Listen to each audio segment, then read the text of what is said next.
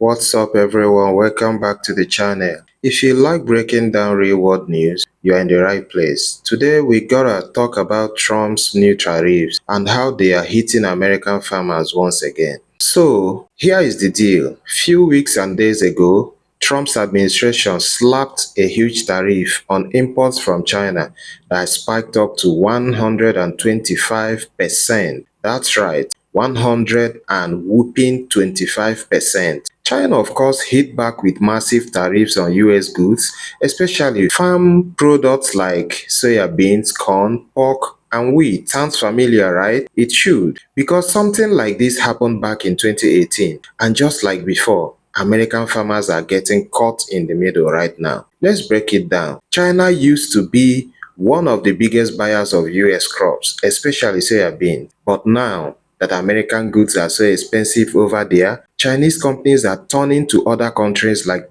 Brazil, Argentina for their food supply. That means US farmers are stuck with less demand, lower prices, and way more competition. So guys, do not forget to like my channel, comment and share with friends and family, and do not forget to follow my channel as well.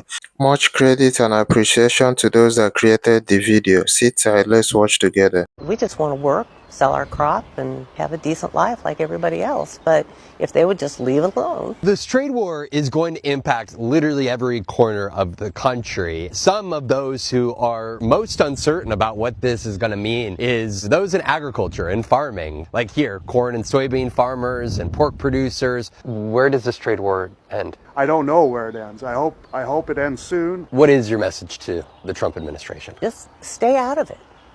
I mean, if they would just leave it alone and let the free market do its job, everything would be okay. This is going to be so far reaching, not just because of the Trump administration's tariffs of goods imported into the United States, but it's about the question marks in the days ahead about the retaliatory tariffs that the likes of China, Canada, potentially Mexico, and Europe are going to place on U.S. goods that are either produced, like corn and soybeans, or manufactured and sent overseas.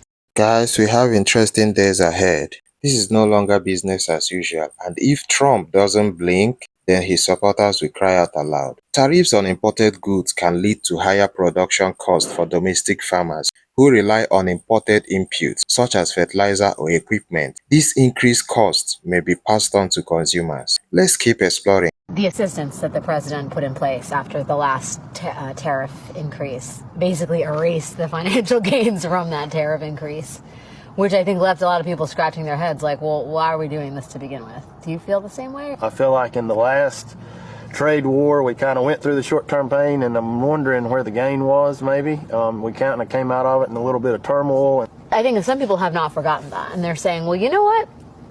The people that voted to put this president in office, this is your guy. And if this is your guy, you got to roll with the policies he enacts. And like, why should the rest of the country that didn't vote for him be bailing out farmers? That's right. And they're also, those same people oftentimes demand that farmers address climate change and farmers adapt different technologies. And we have responded in spades with soil health initiatives, cover crops, using less inputs to produce more on less land with less water and higher labor costs.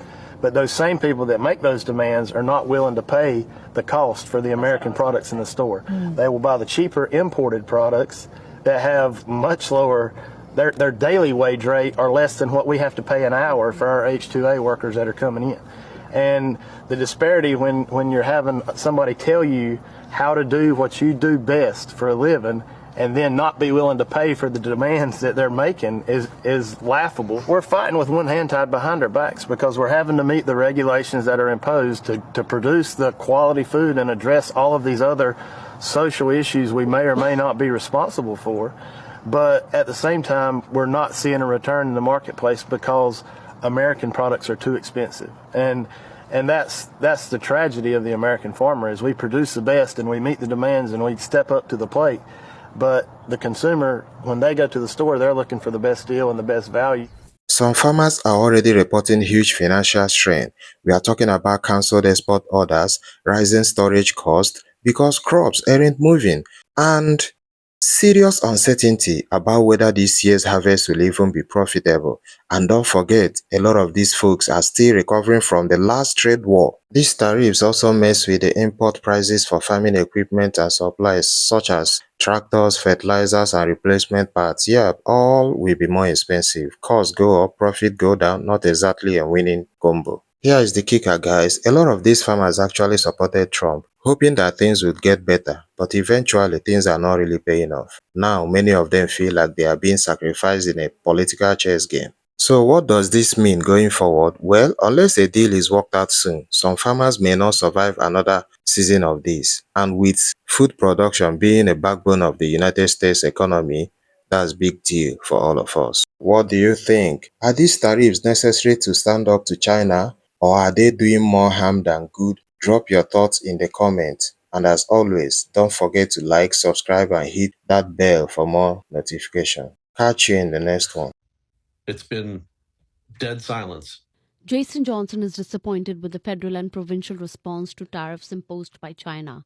He has a grain farm in Darlingford near the US-Canada border. This week, China is expected to impose a 100% tariff on Canadian canola. Johnson says the federal government has shown support to the steel and auto industries in the face of US tariffs, but nothing for canola farmers. What I'm upset about is that so far our government has not acknowledged farmers at all. Johnson says since the announcement, the price of canola has dropped $2 a bushel. It adds up to an $80,000 loss for Johnson. He says seeding is coming very soon and farmers need answers. Mark Carney, the first day he was in office, where did he end up? He was in a steel mill talking to steel workers. There has been not a word said to Canadian farmers. Johnson says with the U.S. relationship changing due to the trade war, Canada should remove those tariffs. If Canada says they are about free trade, so let's demonstrate it. Go back to China and say, we were wrong imposing our tariffs. If we lift ours, will you lift yours? Andre Harp is the chairman of Canadian Canola Growers Association. Monday morning you could not sell canola. Companies had quit buying canola, and since then they've started buying canola. But at the end of the week, we've lost over 10%. We've probably lost close to 15% of the value of our canola. Harp says he's in talks with Agriculture Minister for solutions. Meanwhile, Ben Carr, MP of Winnipeg South Centre, says the Chinese tariff is unwarranted and unjustified, and that he's actively engaging with industry leaders and cabinet to ensure the issue remains top of mind. Zabina Ahmed, CBC News, Winnipeg.